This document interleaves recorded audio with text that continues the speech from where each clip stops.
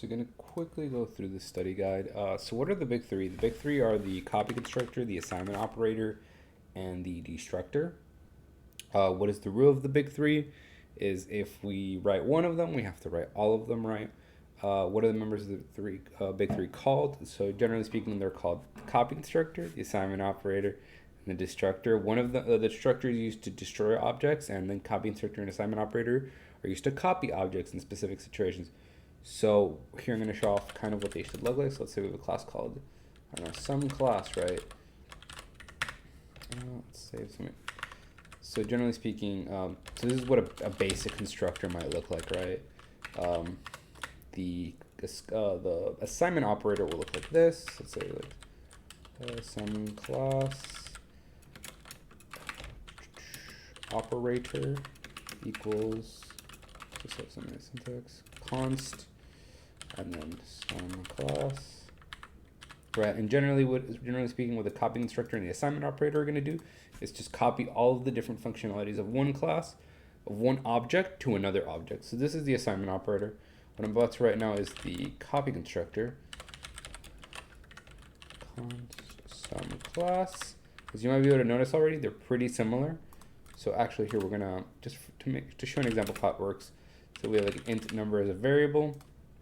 We might have something like this number is equal to some class dot number, or dot number slash, let's say, some class arrow number. You'll usually see the arrow, but I'm just going to have the slash just in case. And then for the assignment operator, you'll have a return pointer this, and for the copy constructor you won't. But they, generally speaking, have the exact same functionality because they're just copying all of the different like variables and such from one object to another. So they're basically the same thing. All they do is copy. The only thing that's different is the situations in which they used. And I think showing that might give a little bit insight as to why they're different. So let's say we make a some class object. It's got obj1 equal to new some class. Right, and then let's make another object. Okay, so this is the example in which the copy constructor is used. So let's say some class object2 is equal to object1. This triggers the copy constructor, right? The copy constructor is triggered when you're making an object from an already existing object. And while the assignment operator is a little different, it will look like this. Let's see. New some class obj2 equals new some class, right? The assignment operator is in this kind of situation. So let's say obj1 is equal to obj2. It's when you already have two made objects. This triggers assignment operator, right? It's when you already have two objects and you're setting one equal to another. So this is generally speaking how they work, and then their functionality is just like copy all the variables over kind of thing, right? Dynamic memory in classes. What is a shallow copy, right? A shallow copy is essentially when you don't specify these. So let's say I comment this out, then generally speaking what will happen is that, like, for example, in this situation, if we have a number, what's going to happen is that, like, obj1 arrow, let's say dot number, because it's not a pointer object, it's just a regular object. If we were to change this to like 4, essentially what happens is that the value obj2 dot number is just a pointer to obj1 dot number. So for example, if when this line gets called, let's say obj dot number is, let's say 5, for example. So obj1 dot number is 5. Then what will happen is that obj2 dot number will just be obj1 dot number. Like, it would just be a pointer to obj1 dot number, right? So if we change obj1 dot number, obj2 dot number will also change. So like if we were to see out this, then this will also be equal to 4, which is different than a deep copy, right? Because a deep copy means that it's two different memory locations, while a shallow copy means it's just one. So obj2 dot number and obj1 dot number are both in the same memory location in a shallow copy. Well, in a deep copy, they're not. So like if we bring this back and we have some sort of copy constructor, then if we ran this code again, we were to see out it again, like obj2 dot number, it would still be 5. It wouldn't be 4, because the reason that it's 4 the first time and 5 the second time is because we commented out the copy constructor, right? So what is a dangling pointer? A dangling pointer is, I mean, it's something that unique to classes. So I'll just show a quick example of it. So let's say we have, some class objects. Let's say obj3, right? Equal to new class, some class, right? And let's make another one. Some class obj4 is equal to new some class, right? Actually, no, let's say it's equal to obj3, right? So what happens if we delete obj3 and then we said obj3 equal to like null pointer or something, right? So if we were to try to do anything with obj4, like let's say try to print obj4.number, this is very strange because it means that like, actually this probably makes more sense if we just make them pointers instead. So essentially what's happening is that what obj3 was based on is now deleted. Or I'm sorry, what obj4 is based on is now deleted, right? So it's a dangling pointer because it's a pointer that's pointing to nothing, right? These are just pointers pointing to themselves. Does that make sense? So obj4 is just pointing to obj3. And what a dangling pointer is when what you used to get pointed to is deleted. So if you try to access those things, so if we did obj4.number, it will probably crash, right? Because the thing that obj4 is pointing to is now gone. What is const? Const is very similar to final in Java. Like, for example, it just means like constant, right? So like if we make a const variable, let's say x is equal to 4 or something, this is like very similar to doing like final, let's say like int x is equal to 4 in Java, right? Where you can't change what x is, right? Like if you were to try to do this, it would it usually just give you a compiler error, right? What does it mean to label a variable as const? It's just this: you can't change some aspect of it, right? Which is something that's important because you don't want to be able to. So there are some variables you just don't want to change, right? Because like they're consistent parts of your program. What does it mean to return a now we should, before we talk about the next thing, we should talk about the way const works with pointers. So for example, we'll have there's two different variations, which is like this. Let's say y is equal to, that, right? And let's say, let's make a new variable. Let's call it int z is equal to 4 or something, right? When we do this is a little nicer. And then we'll also have the second variation, which is const, which is like int pointer const, let's say h is equal to,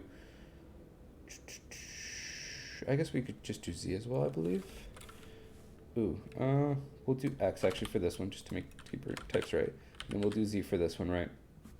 And then essentially what we're going to do is we're going to differentiate what these two are. So this one means that the value can't be changed, right? So if we were to try to do something like, if we were to try to dereference it, like let's say do this, this would cause a compiler error because it means that we cannot change the value of x through the pointer y. This means that we can't change the memory location that we're pointing to. So if we were to try to do like h, let's say like h equals some other pointer, let's say memory location x or something, right? This would cause compiler error because we cannot change what the pointer is pointing to. So this one is about the value, this one is about what the pointer is, which memory location the pointer happens to be pointing to, right? And this is just very useful because it means that like we can keep things that should be pointing to specific things always pointing to them no matter what. And it kind of leads to like why you want to have const as maybe like a return type. So something like, say const int pointer function, right? Something like this. The reason that this may or may not be useful is because it allows you to return specific kinds of things. So like you can return a variable that you can't change through a pointer, which is like something that could be convenient in some situations, right? Because like maybe you want to make sure that variable is like only accessible through the original variable and you don't want to like be able to touch it with pointers because like maybe you're scared one of your other programmers might mess something up, or like maybe you're running a game and weird things can happen if that variable is messed up, right? Right. So like now we have to talk about the very last thing with const, which is like, let's say we have like void function, and then you can have a const on this side. What this means is that we cannot change anything that is part of this pointer, right? Slash, let's just say like this, right? I think it makes more sense if we add this here. So let's say we have void function, right? Const.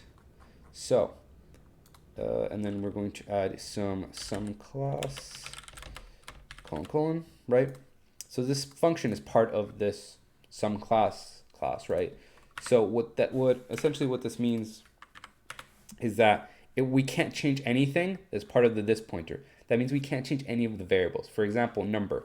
If we were to try to do like this, number is equal to, let's say 6, compiler error, because you cannot change anything that's part of this pointer. You can make new variables, right? We can say like int number 2 is equal to 4, and then we could just change number 2 to be equal to like, I don't know, 6 or something, right? But we cannot change this. We can't change anything that is part of this pointer, which means we can't change any class variables. You might wonder, why would you want to do this? The most obvious example is that some functions shouldn't actually change things, right? Like let's say you have a function, let's say we want this function to be reading through an array, right? Or like let's say we have a vector in here, right? Let's say we have a vector of ints, right? It's called numbers or something, right? And you might have like a for loop that runs through the vector, right? You might be like, oh, int I equals 0, I is less than numbers dot size, right? And then like I plus plus. Then you shouldn't. Then like let's say we were to print out the numbers or something, right? Like cout numbers at I, right? Something like this, right? Let's throw an end line at the end, right? This shouldn't this is just accessing the variable, right? Like we're printing it, but I shouldn't be changing numbers. If the functionality of the class is just print out the numbers or like display the variables, that shouldn't actually change the variables themselves or their values, which is really important because there's sometimes we don't want to create changes to our code base. Programming a lot, especially with languages like C++, is a lot about having a state, right? So having variables that you're changing. Some functions you don't want to change those variables because you want to make sure that they're just doing their job. They're just printing things. They're just asking the user for input, things like that. But those things directly shouldn't change those values. They should just print them or ask for input. They should not do things that they aren't supposed to. If you have any questions, just reach out to me.